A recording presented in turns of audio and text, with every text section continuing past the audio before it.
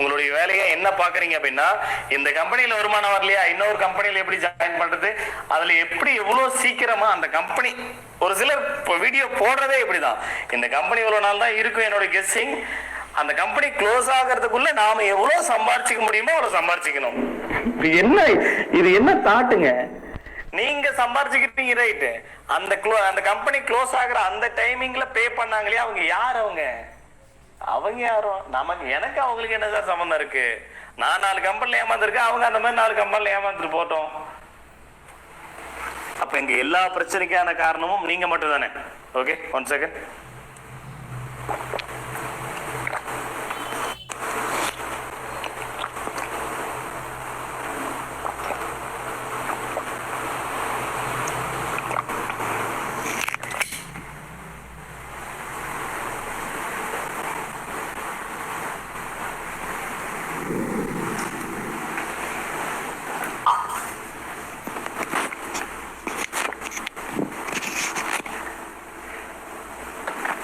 Right. அப்ப முழுக்க முழுக்க அதுக்கு காரணம் யாரு, நீங்க மட்டும்தான். ஆனா குறை சொல்லும் போது கம்பெனியை குறை சொல்றீங்க, இன்ட்ரடியூசரை குறை சொல்றீங்க. அந்த தப்பை முதல்ல திருத்திங்க. நீங்க ஒரு கம்பெனியில ஜாயின் பண்ண போறீங்கன்னா அந்த கம்பெனியில சம்பாதிக்கிறது நீங்க மட்டும்தான். உங்களுக்கு ஒரு 10,000 ரூபாய் சம்பளம் வருதுன்னா கண்டிப்பா ஒரு 5,000 தூக்கி இன்ட்ரடியூசர் கொடுத்துட போறது இல்ல, அந்த கம்பெனிக்கே திருப்பி கொடுத்துட போறது இல்ல. என்னங்க சார் வச்சுங்க, எங்களுக்கு இவ்வளோ கைட் பண்ணி இவ்வளோ ட்ரைனிங் கொடுத்து எனக்கு என்னோட இன்ஸ்டிடியூஷன்ல அவ்வளோ டவுட்ஸை கிளியர் பண்ணி கொடுத்தாரு, அவருக்கு ஒரு 2,500 உங்களுக்கு ஒரு 2,500 வச்சிங்கன்னு கொடுக்க போறது கிடையாது. வருமானம் மொத்தமும் உங்களுக்கு வரணும். ஆனா அது சம்பந்தமான விஷயங்களை தெரிஞ்சுக்கிறதுல அதுக்குண்டான எஃபோர்ட்டை நீங்க போட மாட்டீங்க.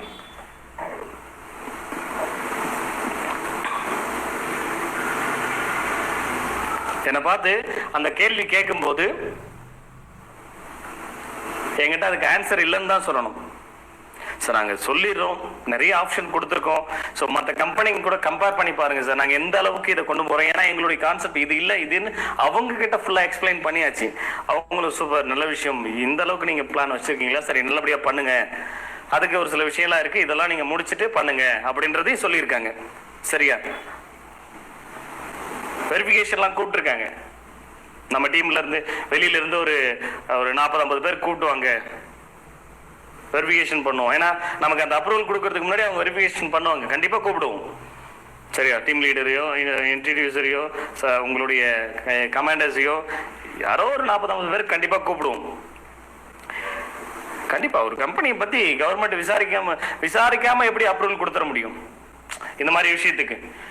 ஒரு எம்சிஏ அப்ரூவலுக்காக இருக்கட்டும், ஜிஎஸ்டி அப்ரூவலுக்காக இருக்கட்டும், பேன் கார்டு, இதெல்லாம் பேசிக்கான டாக்குமெண்ட் இருந்தா போதும் அப்ரூவல் கொடுத்துருவாங்க. பட் ஒரு பிளானுக்கு அப்ரூவல் கொடுக்கணும், அந்த கம்பெனி இந்த மாதிரியான அந்த கம்பெனியோட அந்த கான்செப்ட் என்ன, ரைட்? இந்த மாதிரி ஒரு கான்செப்டுக்கு கவர்மெண்ட் அப்ரூவல் கொடுக்கணும் அப்படின்னா அப்ப நிறைய விசாரிப்பாங்க, செக் பண்ணி பார்ப்பாங்க. அதுக்கெல்லாம் அவங்க டைம் எடுத்துக்கிறாங்க. எல்லாத்தையும் அப்படியே போய் கேட்ட உடனே எல்லாம் கொடுத்துட மாட்டாங்க. சரியா,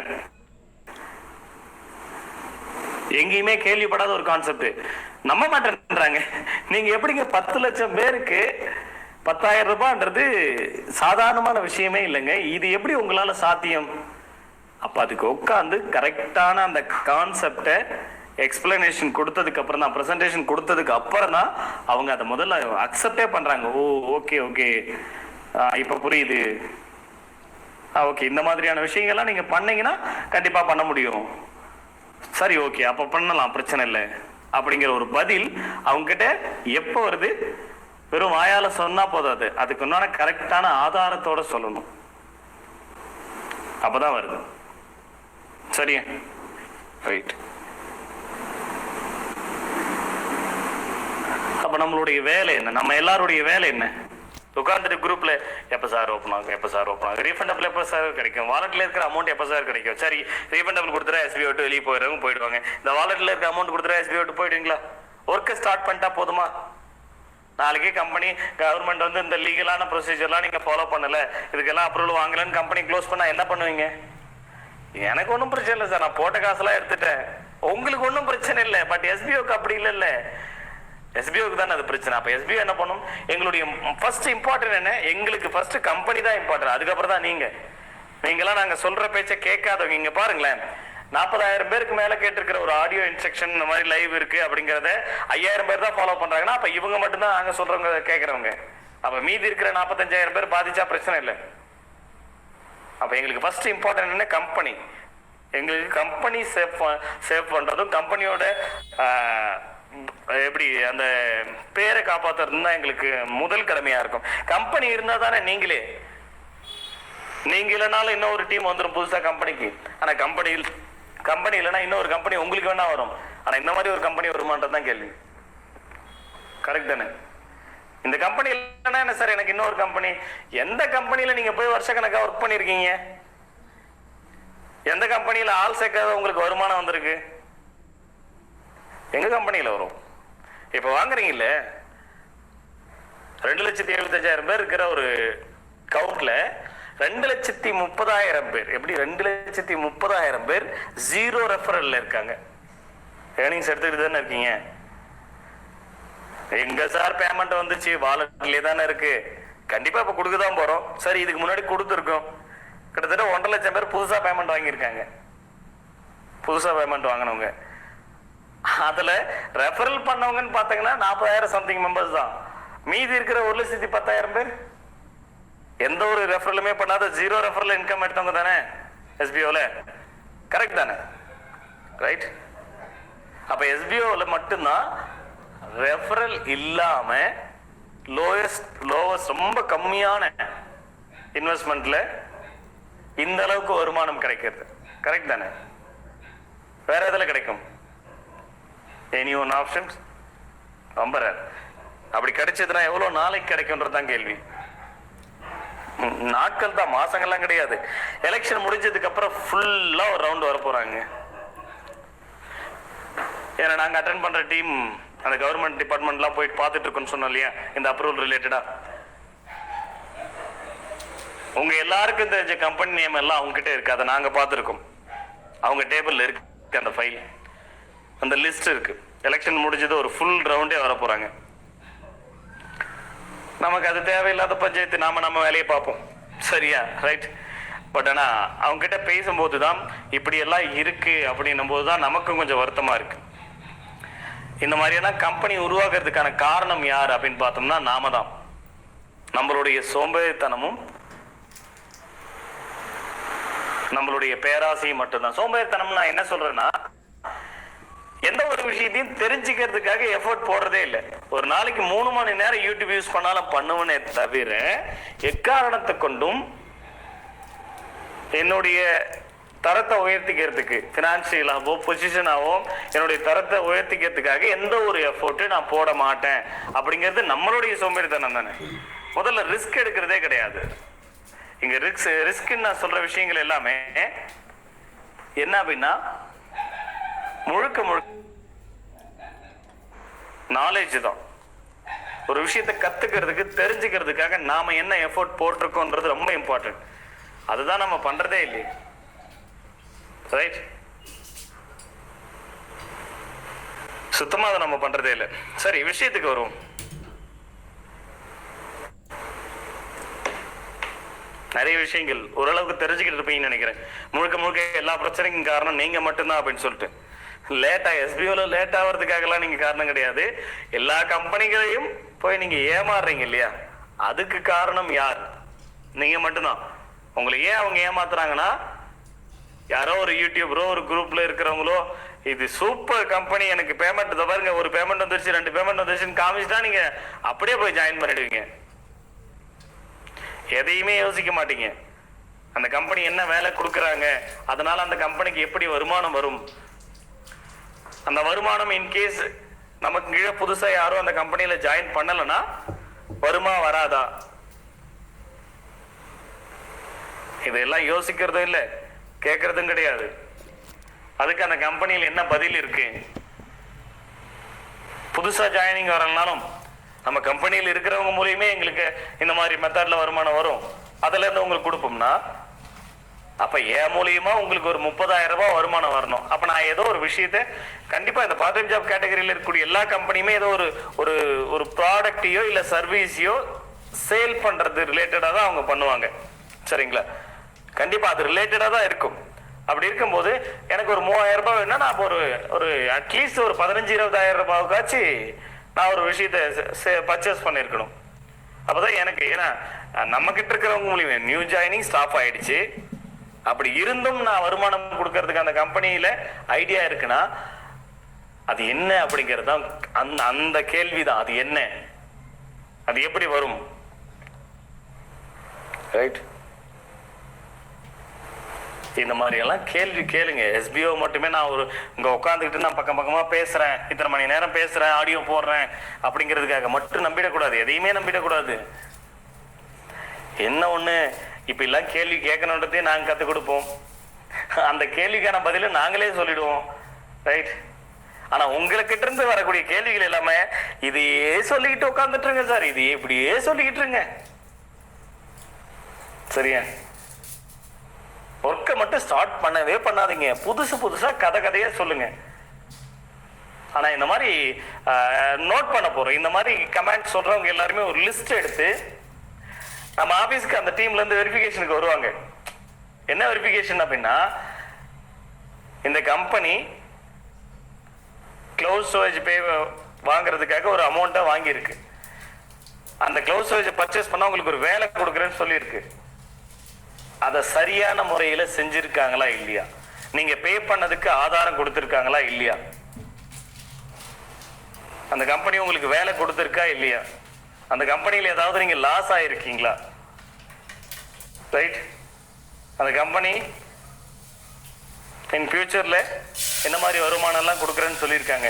அவங்க உங்களுக்கு ட்ரைனிங் கொடுத்துருக்காங்களா இல்லையா, சொல்லி கொடுத்துருக்காங்களே. ட்ரைனிங் மீன்ஸ் என்னன்னா சொல்லி கொடுத்துருக்கேன், எப்படி ஒர்க் பண்றது என்ன ஏதுன்னு அந்த ஒர்க்குக்கு சொல்லி கொடுத்துருக்காங்களா இல்லையா, அந்த கம்பெனிக்கு ஏதாவது டவுட்னா கான்டாக்ட் பண்றதுக்கு ஆப்ஷன்ஸ் கொடுத்துருக்காங்களா இல்லையா.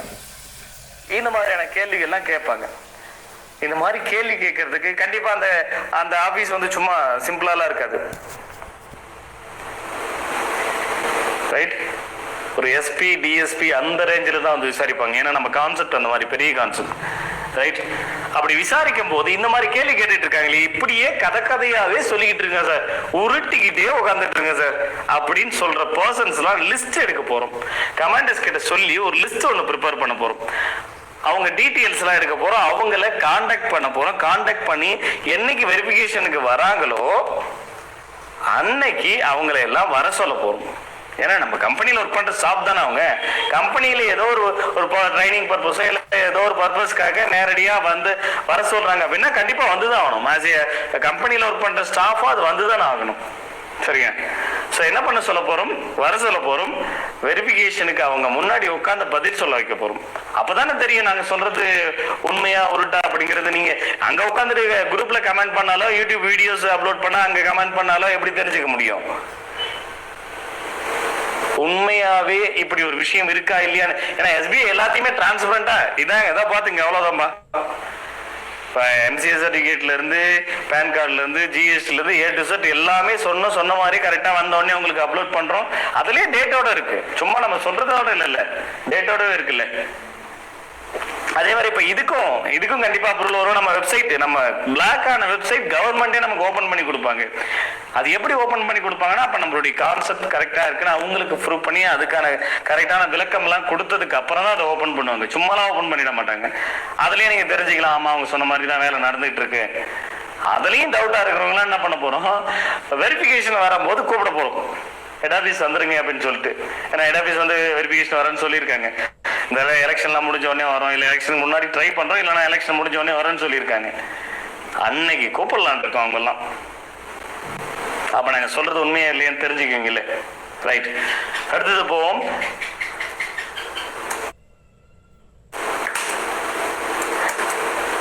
ரைட். இது வெப்சைட். இந்த வெப்சைட் எஸ்பிஓ பிஃபோர் ஜாயினிங் தெரிஞ்சுக்கிறதுக்கான வெப்சைட். இந்த வெப்சைட் என்ன அப்படின்னு பார்த்தோம்னா, ஆஃப்டர் ஜாயினிங் நம்ம ஒர்க் பண்றதுக்கான வெப்சைட். எஸ்பிஓல என்னைக்குமே எஸ்பிஓல நிறைய ஆப்ஸ் எல்லாம் வரும். இப்போ கூட எஸ்பிஓ ஷாப்பிங் ஒரு ஆப் ரெடி பண்ணியிருக்கோம். இன்னும் நிறைய அப்ளிகேஷன் நம்ம சேட் பண்றதுக்கு, கம்யூனிகேட் பண்ணிக்கிறதுக்காகவே நிறைய ஆப்ஸ் எல்லாம் ரெடி பண்ணிட்டு இருக்கோம். அதெல்லாம் பொறுமையா வரும்.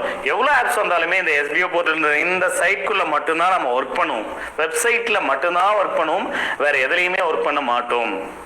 ஏன்னா வெப்சைட்ல ஒர்க் பண்ணும்போது மட்டும்தான் ரெவென்யூ அதிகமா ஜெனரேட் பண்ண முடியும் கம்பெனி. சரியா?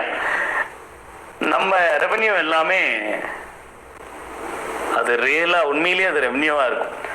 சும்மா பேருக்கு இப்படி வருது அப்படி வருதுன்னு சொல்லிட்டு வெறும் ஜாயினிங்லேயே ரெவென்யூ பார்க்குற கம்பெனி நம்மளுக்கு கிடையாது. ஆமா தானே? இப்ப உங்களுக்கு எல்லாருக்கும் ஜூன் ஜூலைக்குள்ள ரீஃபண்டபிள் கொடுத்துருவோம். சரியா? இனிமேல் எஸ்பிஐல வரவங்களுக்கு எல்லாமே ஃப்ரீ ஜாயினிங். அப்ப எப்படி உங்களுக்கு அந்த 10,000 ரூபாய் சம்பளம் மாசம் மாசம் கொடுக்க முடியும்? அதுக்கு முன்னாடி ட்ரைனிங் பீரியட்னு சொல்லிட்டு ஒரு குறிப்பிட்ட வருமானத்தை எப்படி கொடுக்க முடியும்? இதெல்லாம் எப்படி கொடுக்க முடியும்? அப்போ ஒரு வேலை நடக்கும், அந்த வேலைக்கு உண்மையிலேயே வருமானம் கம்பெனிக்கு வரும். அப்ப அந்த வருமானத்தை வச்சு மட்டும்தான் எஸ்பிஓ உங்களுக்கு எல்லாம் வருமானம் கொடுக்கும். சரியா? ஸோ அப்போ அந்த ரெவென்யூ வெப்சைட்ல தான் நம்மளால அதிகமாக ஏர்ன் பண்ண முடியும், எஸ்பிஓக்கு வர வைக்க முடியுமே தவிர ஒரு அப்ளிகேஷன்ல வர வைக்க முடியாது. முதல்ல இந்த அப்ளிகேஷன் இருந்தா சூப்பர் கம்பெனி, வெப்சைட் இருந்தா சூப்பர் கம்பெனி இல்லை அப்படின்லாம் நம்பாதீங்க. சரிங்களா? ரைட். இதெல்லாம் பேசிக் நாலேஜ் முதல்ல நீங்க தெரிஞ்சுக்கங்க. இன்னைக்கு நம்ம டேட்டாஸ் எல்லாம் திருடக்கூடிய எத்தனையோ கம்பெனிங்க பிளே ஸ்டோர்ல தான் இருக்கு. அந்த அவங்களுடைய அப்ளிகேஷன்லாம் நம்ம டேட்டாஸ் திருடுறதுலேருந்து அக்கௌண்ட்லேருந்து அமௌண்ட் திருடுறது வரைக்கும் எல்லா ஏமாத்த வேலையும் நடத்துகிற மொத்த விஷயமும் அந்த பிளே ஸ்டோரில் தான் இருக்கு. உங்களுக்கு தெரியலன்னா தெரிஞ்சுக்குங்க. பிளே ஸ்டோரில் வந்தால் அந்த கம்பெனி குட் கம்பெனி, பிளே ஸ்டோரில் அப்ளிகேஷன் தான் குட் கம்பெனி, இல்லைன்னா குட் கம்பெனி இல்லைன்னா நினைக்காதீங்க. சரியா? இது உங்களுக்கு தெரியாத விஷயம், தெரிஞ்சுங்க. அப்படிலாம் கிடையவே கிடையாது. வெப்சைட்லேயும் அதுக்கு அப்ரூவல்லாம் நிறைய இருக்கு. அந்த வெப்சைட் செக்யூரா இல்லையா அப்படிங்கிறதுக்காக பிளே ஸ்டோர்ன்றது இந்த அப்ளிகேஷன் எல்லாம் இன்ஸ்டால் பண்றதுக்கான ஒரு பேஸ், அவ்வளவுதானே தவிர அப்ளிகேஷனை பிளே ஸ்டோர் இல்லாமலும் இன்ஸ்டால் பண்ணலாம். பிளே ஸ்டோர் இல்லாம இன்ஸ்டால் பண்ற அப்ளிகேஷன் எல்லாமே என்னவா இல்லை, சேஃப் இல்லைன்னா சொல்லிட முடியாது. இதெல்லாம் பேசிக் விஷயம், உட்காந்து தெரிஞ்சுங்க. அதை விட்டு உட்காந்துட்டு குரூப்ல சேட் பண்ணிக்கிட்டே இருக்காதீங்க. குரூப்ல எஸ்பிஓ ஒரு அருமையான குரூப் கிரியேட் பண்ணி கொடுத்துருக்கு. ஒரு ஒரு மிகப்பெரிய ஆப்பர்ச்சுனிட்டி ஏற்படுத்தி கொடுத்துருக்கு. ஒருத்தர் முகம் தெரியாத உறவுகளோட பழகக்கூடிய ஒரு ஆப்ஷனை ஏற்படுத்தி கொடுத்துருக்கு. அதை எப்படி கரெக்டா பயன்படுத்திக்கலான்னு பாருங்க.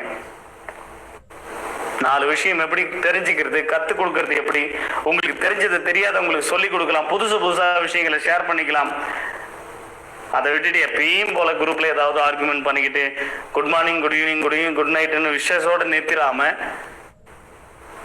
4 இன்ஃபர்மேட்டிவான விஷயங்களை தெரிஞ்சுக்கிறதுக்கு யூஸ் பண்ணுங்க அந்த குரூப், எஸ்பிஓட குரூப்ஸ். ஓகே?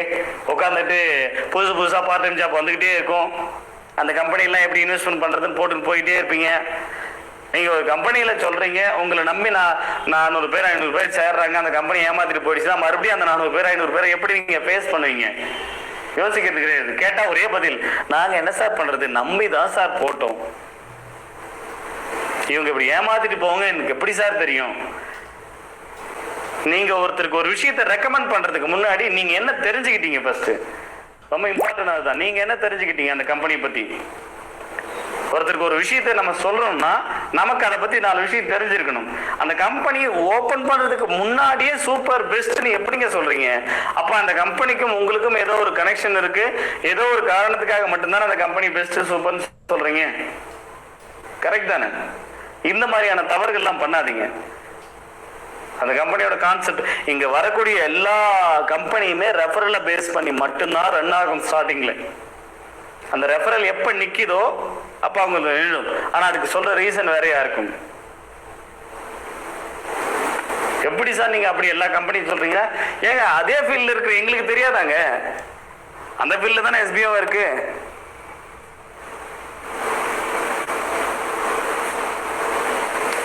என்ன மெசேஜ் இது? தயவு செஞ்சு நெகட்டிவ் கமெண்ட்ஸ் பர்சன் லிஸ்ட் எடுத்து உண்மையா செஞ்சா நல்லா இருக்கும் சார். இல்ல கண்டிப்பா செய்யலாம், வர வைக்கலாம். வெரிஃபிகேஷனுக்கு அவங்களுக்கு கூப்பிட்டுருவோம். அவங்க தான் எஸ்பிஓ பத்தி இன்னும் டீட்டெயிலா ஆபீசர்ஸ் கிட்ட சொல்லுவாங்க. சரியா? ரைட். சரி. ஒருத்தருக்கு ஒரு விஷயத்தை நாம ரெக்கமெண்ட் பண்றோம்னா நாம பணம் சம்பாதிக்கிறதுக்காக மட்டும் யோசிக்காதீங்க. எஸ்பிஓவை மைண்ட்ல பிக்ஸ் பண்ணீங்க. ஒரு 15 வருஷத்துக்கு கேரண்டிடா நான் சொல்றேன், என்னுடைய அஷூரன்ஸ். சரிங்களா? மினிமம் 15 வருஷம். அப்புறம் எங்களுடைய காலகட்டத்துக்கு அப்புறம் வேற யார் வேணாலும் எடுத்து நடத்தலாம். நான் அஷூரன்ஸ் கொடுப்பேன். 15 இயர்ஸ்க்கு ஃபிக்ஸ் பண்ணி வச்சுங்க எஸ்பிஓவை. 15 இயர்ஸ்க்கு உங்களுக்கு மினிமம் சேலரி 10,000, மேக்ஸிமம் எவ்வளோன்றது அது உங்களுடைய திறமையை பொறுத்து மட்டும்தானே தவிர நீங்கள் எத்தனை பேர் சேர்த்து விட்டுருக்கீங்கன்றதை பொறுத்துலாம் கிடையாது. சரியா? இதில் இந்த இன்ட்ரோ போனஸ்னு ஒரு விஷயம் இருக்குது பார்த்தீங்களா, அது எத்தனை பேர் சேர்த்து விட்டுன்றதை பொறுத்து அது ஒரு எக்ஸ்ட்ரா இன்கம். சரிங்களா? அது இல்லைன்னா சொல்ல, அதையும் தாண்டி நிறைய வருமான வாய்ப்புகள் இருக்கு. அது முழுக்க முழுக்க உங்களுடைய திறமைக்கான பலனாக தான் கிடைக்குமே தவிர அந்த வருமான வாய்ப்புகள்லாம் கிடைக்குமே தவிர நீங்க உட்காந்துட்டு ஆள் சேர்த்துட்டே நிறைய சம்பாரிச்சிடலாம், நிறைய ஆட்களை சேர்த்து விட்டா நிறைய சம்பாதிக்கலாம் அப்படிலாம் பிக்ஸ் பண்ணிக்காதீங்க. சரிங்களா? ரைட். நெக்ஸ்ட், எல்லாரும் கேள்விப்பட்டிருப்பீங்க. என்ன கேள்விப்பட்டிருப்பீங்க அப்படின்னா,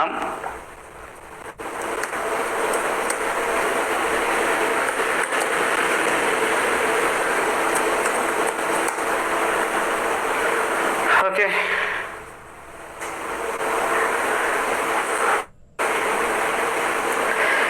இந்த எம்எல்எம் அண்ட் ஃபான்சி ஸ்கீம் இந்த வேர்டை கேள்விப்பட்டிருப்பீங்க. ஃபர்ஸ்ட் இதை முதல்ல நீங்க கண்டிப்பா தெரிஞ்சிருக்கணும். பார்ட் டைம் ஜாப் அப்படிங்கிற இந்த கேட்டகரியில் ஒர்க் பண்ற அத்தனை பேருக்கும் இதை பத்தி முதல்ல நீங்க தெரிஞ்சிருக்கணும். இந்த கேள்வியை கூகுள்ல போட்டு பாருங்க, யூடியூப்ல போட்டு பாருங்க, நீங்க தெரிஞ்சுங்க. நான் உட்காந்துட்டு உங்களுக்கு ஃபுல்லா ஓபன் பண்ணி காமிச்சிட்டு ஒன்னொன்னா படிச்சுலாம் காமிக்க போறது இல்லை. எம்எல்எம் அண்ட் பான்சி ஸ்கீம் இதை பத்தின டீட்டெயில் நீங்க தெரிஞ்சுக்கங்க. பான்சி ஸ்கீம் அப்படிங்கிறதுனா என்ன, பான்சி ஸ்கீம் இந்தியாவில் அலௌடா இல்லையா, எம்எல்எம் இந்தியாவில் அலௌடா இல்லையா அப்படிங்கிறத நீங்க தெரிஞ்சுங்க. பான்சி ஸ்கீம் 100% இந்தியாவில் அலௌடு கிடையாது. பான்சி ஸ்கீம்னா எனக்கு தெரிஞ்சதை நான் சொல்றேன். எப்படி? எனக்கு தெரிஞ்சதை நான் சொல்றேன். ஏன்னா நீங்க தெரிஞ்சுக்கங்க. ஏன்னா நான் ஒன்றும் கன்ஃபர்மேஷன் கொடுக்க போறது இல்லை. எனக்கு தெரிஞ்ச விஷயங்களை மட்டும் நான் சொல்றேன்.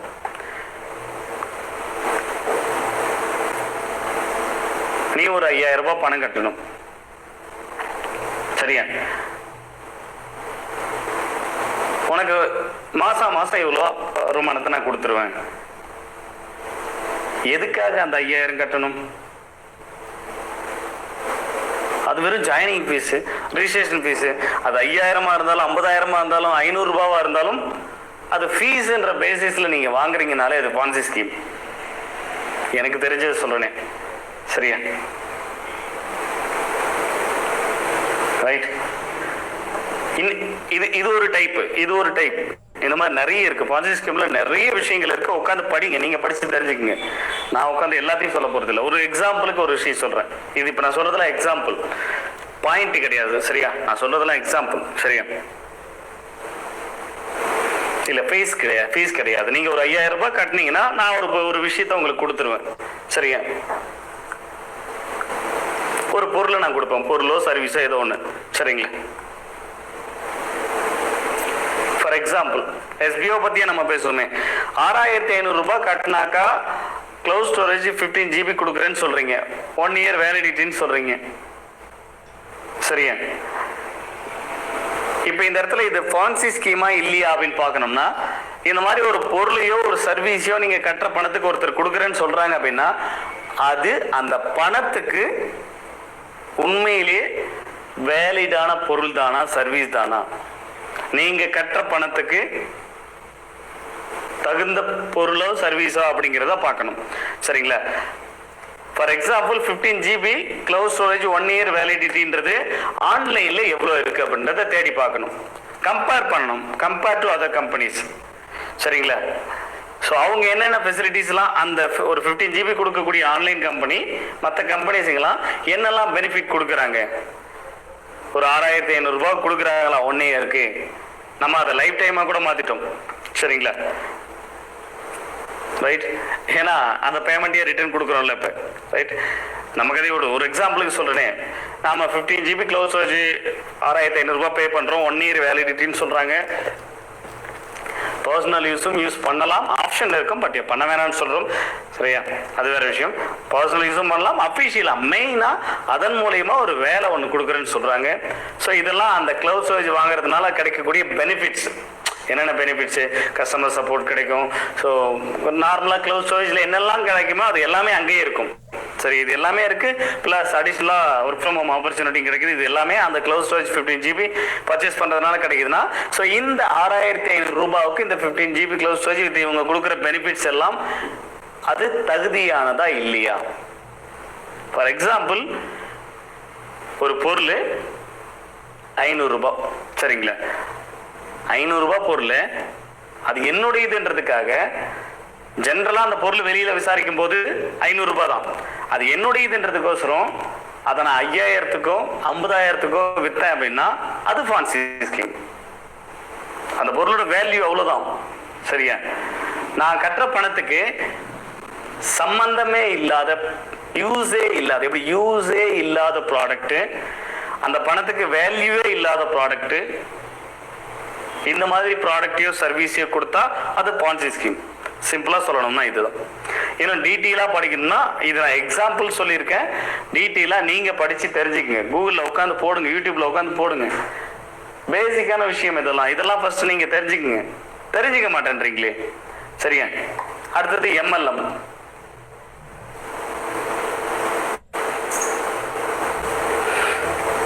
வணக்கம் சார். வணக்கம். இதே போல் அவசரமும் அறியாமையும் உள்ள நபர்ஸ் அதிகம். ஆமா, எஸ்பிஓல இருக்கிற 90% ஆஃப் பீப்புள் அவசரமும் அறியாமையும் இருக்கிறவங்க தானே. SPO will come in this month or not. அவ்வளவுதான். இப்ப நான் இங்க பேசிக்கிட்டு இருக்கேன். அவருடைய கேள்வி என்ன அப்படின்னா, எஸ்பிஓ மாசம் வருமா வராதுங்க, அதை சொல்லுங்க, இதெல்லாம் எனக்கு தேவையாங்க. எஸ்பிஓ பத்தி அவர் எதுவுமே தெரிஞ்சுக்க மாட்டாரு. அவருக்கு தெரிஞ்சுக்கிற ஐடியாவுமே கிடையாது. ரைட்? எஸ்பிஓ பத்தி தெரிஞ்சுக்க போறதும் கிடையாது, தெரிஞ்சுக்கிற ஐடியாவுமே கிடையாது. ரைட்? சரியா? அவருக்கு தேவையானதெல்லாம் வேலை வருமா இல்லையா? Telling elections every delay what is this sir? இவரை முதல்ல பிடிங்க. அவர் பேர் என்ன? விராட் கோலி. அவருடைய ஸ்டாஃப் ஐடி கேட்டு வாங்குங்க சார். சரிங்களா? ரைட்? அவருடைய ஸ்டாஃப் ஐடி கேட்டு வாங்க. உண்மையிலே அவர் எஸ்பிஓல ஒர்க் பண்றாரான்னு கண்டுபிடிச்சு அவர் முதல்ல கூப்பிடும் வெரிஃபிகேஷனுக்கு. Every day delay what is this sir? Telling election all bullshit. இந்த பதில நிறைய இடத்துல கேள்விப்பட்டிருப்பாரு. என்னங்க பண்றது, கவர்மெண்ட் ஆபீசர்ஸ் எல்லாம் பிஸியா இருக்காங்க, வெரிஃபிகேஷனை சீக்கிரம் முடிக்க மாட்டேன்றாங்க. நம்ம என்ன பண்ண முடியும்? No opening at all, invested thousands of money. Okay, but you guys telling all those things sir, please send all this. Shankar, what is this? Ask him. புரியல இவர் என்ன கடைசியா என்ன சொல்ல வராரு? Please send all this Shankar. Okay, எனக்கு அனுப்ப சொல்றாரா? அனுப்பிட்டாரு சார். விராட் கோலி சார் எனக்கு நீங்க அனுப்பினவர் அனுப்பிட்டாரு. சரிங்களா? ஃபர்ஸ்ட் உங்க ஸ்டாஃப் ஐடி அவருக்கு அனுப்புங்க. எஸ்பிஓல ஒர்க் பண்றீங்களான்னு தெரிஞ்சுக்கலாம்.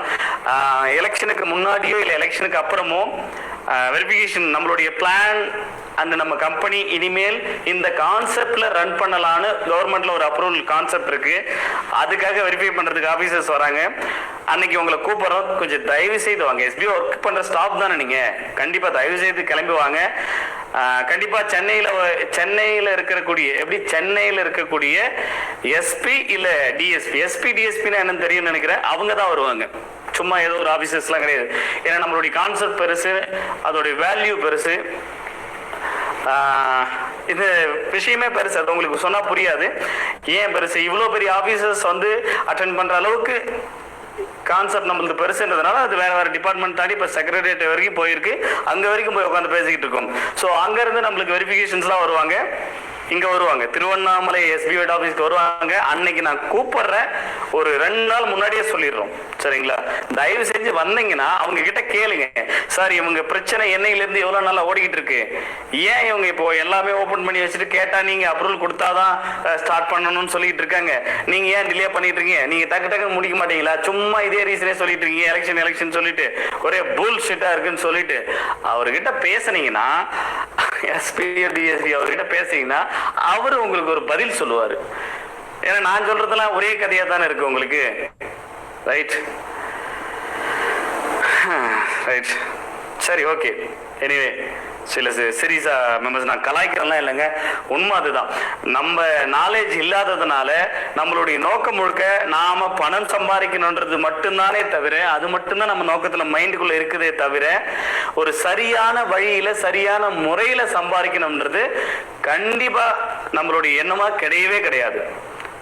இங்க உட்காந்து மற்ற கம்பெனி எல்லாம் குறை சொல்றீங்க, ஃப்ராடு பசங்க சீட்டிங் பண்றானுங்க, ஏமாத்துறானுங்க. நீங்க என்ன பண்றீங்க? நான் கேட்கிறேன், உங்களை கேட்கிறேன், நீங்க என்ன பண்றீங்க? ஒரு கம்பெனி லீகலா அப்ரூவல் வாங்கி அடுத்த 15 இயர்ஸ்க்கு அஷூரன்ஸ் கொடுக்கக்கூடிய ஒரு கம்பெனி, எந்த கம்பெனி முதல்ல இந்த மாதிரி கான்செப்ட்ல இதுக்கு முன்னாடி எங்கேயாச்சும் பார்த்துருக்கீங்க? யாராச்சும் ஒருத்தர் எனக்கு சொல்லுங்க, யாராச்சும் ஒரு பர்சன் நான் கட்டின பணத்துக்கு, இந்த கம்பெனியில நான் கட்டின பணத்துக்கு எனக்கு ஜிஎஸ்டி இன்வாய்ஸ் கொடுத்துருக்கு. எனி ஒன் பர்சன் யாராச்சும் இருந்தீங்கன்னா கமாண்டர்ஸ்க்கு இம்மிடியட்டா ஷேர் பண்ணுங்க அந்த ப்ரூஃபை. இந்த கம்பெனில நான் இவ்வளவு பணம் கட்டியிருக்கேன், அதுக்கான ஜிஎஸ்டி இன்வாய்ஸ் கொடுத்துருக்கு. எந்த கம்பெனிலயாச்சும் ஜாயின் பண்ணதுக்கு கம்பெனிக்கும் யூசருக்குமான ஒரு அக்ரிமெண்ட், அதாவது அப்பாயின்மெண்ட் ஆர்டர் நம்ம கொடுத்துருக்கோம் இல்லையா? ரைட். இதுக்கு முன்னாடி இந்த கம்பெனில எனக்கு அந்த மாதிரி அப்பாயின்மெண்ட் ஆர்டர்லாம் கொடுத்துருக்கு, எஸ்டிஓல கொடுத்துருக்கு, தெரியும் இல்லையா? பழைய மெம்பர்ஸ்க்குலாம் தெரியும். இப்போ புது மெம்பர்ஸ்க்குலாம் என்னன்னா அது டவுன்லோட் ஆப்ஷன்ஸ் கொடுக்கல, அது நம்ம க்ளோஸ் ஸ்டோரேஜில் வச்சிருக்கோம். ஸ்டோரேஜ் அப்படிங்கிறதுனால க்ளோஸ் ஸ்டோரேஜில் வச்சிருக்கோம், அது உங்களுக்கு வந்துடும். சரியா? நீங்க அங்க நீங்க அதை லாகின் பண்ண உடனே அது நீங்க அங்க இருந்து எடுத்துக்கலாம். இப்போ ஜிஎஸ்டி இன்வாய்ஸ் எப்படி எடுக்கிறீங்களோ அந்த மாதிரி எடுத்துக்கலாம். ஓல்டு மெம்பர்ஸ்க்குலாம் தெரியும். இப்போ ரீசெண்டாக வந்தவங்களுக்கு மட்டும் தான் தெரியாது அது எப்படி என்ன